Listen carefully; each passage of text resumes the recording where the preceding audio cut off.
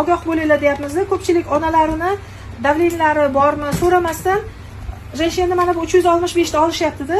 Sizga ham demak mana bu 365 ta yuborganlar va davleningiz ko'tarilgan, to'g'rimi?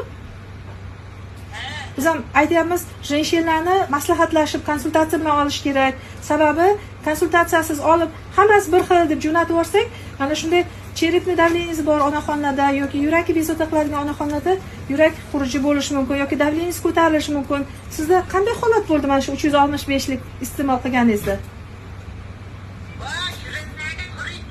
Yuragingiz xuruj bo'lib, davleningiz chiqib ko'tarilib ketdi-da.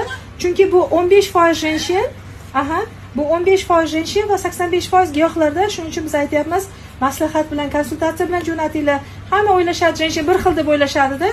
Shuning uchun ota-onangizga eng yaxshi jenshenni yuboringlar deyapmiz. Biz hammasi bir xil deb o'ylabmiz, opajon. 365 yozilgani uchun men o'zimga yaxshi